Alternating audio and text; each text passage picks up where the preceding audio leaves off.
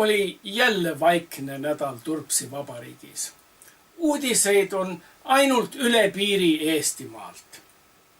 Turpsi rahvas arutab huviga Eestimaa idapiiri maksumust ja suure organisatsiooni segadust. Võtame need teemad ükshaaval ette. Idapiiri uudised keerlevad maksumuse ümber. Räägitakse, et idapiiri kindlustamine maksab 2,4 korda rohkem, kui oli ette arvatud. Keskerite juhitud valitsus ei oska eeskuju võtta. Ameerika president Trump on ju näidanud, kuidas peab piiri tugevdama. Ameerikas maksab piirimüüri kulud Meksiko. Seega Eesti piirikulud peaks maksma Venemaa. Oleks Melania Trump Meksikost ja mitte Slovakkiast, oleks Meksiko müüri toetus kindlam. Aga Eesti ettenägelik reiv DJ ja estofoobne presidendi määraja Eiki Nestor valis Eesti presidendi, kelle Vene abikaasa ju oskab Putini käest idapiirikulud norida. Ja muidugi, kui Maksimovskajad ei oska Putini käest hüvitust nõuda, siis nende 1 kuu palgaga võiks ehitada müürid ümber terve Eesti. Muidugi igavene Ussinovski oskab aktsiiside ja maksudega piiriraha ka koguda.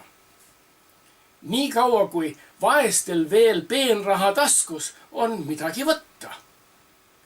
Ussinovski ja Keskerid pole veel aru saanud, et kui maksustad rikkaid, järgmisel päeval nad oleks ikka rikkad. Vaeseid aga, jah. Turpsi Vabariik pakkus Ussinovskile oma majanduspoliitika pärast naturaalse väetise auhinna. On need, kes arvavad, et reformikad on juba idapiiri eest Venemaale ette maksnud sellega, et loobusid 5% Eesti territooriumist ja selle eest ei saanud mitte kui midagi. Piiritaguseks nimetakse Paetimaa, Sardellinao Urmas Paeti järele, kes viis täide suursuli Siim Kallase kokkuleppe Venemaale kinkida vabadussõja võidetud maa.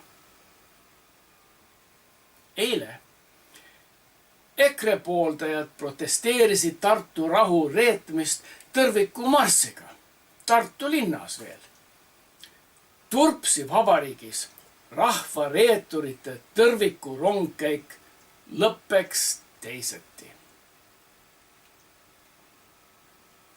Muidugi Putini ratas Jüri hoiab alles oma vahekorda Putini ühtse Venemaaga.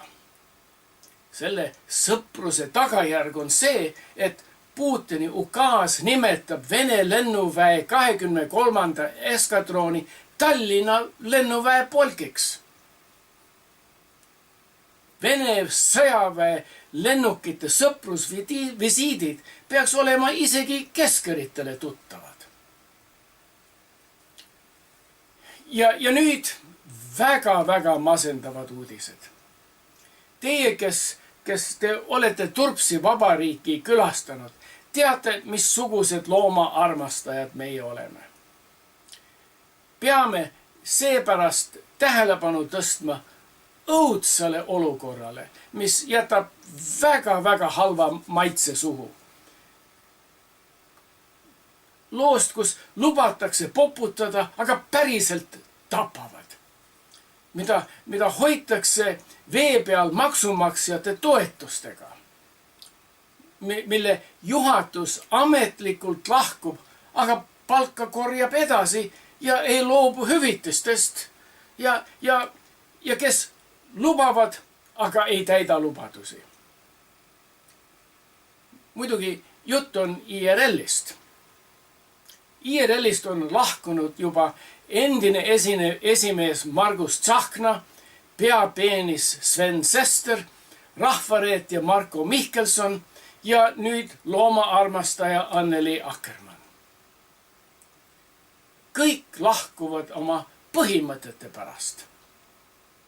Aga samad põhimõtted nõuavad, et jäävad Riigikokku edasi palka ja hüvitisi korjama.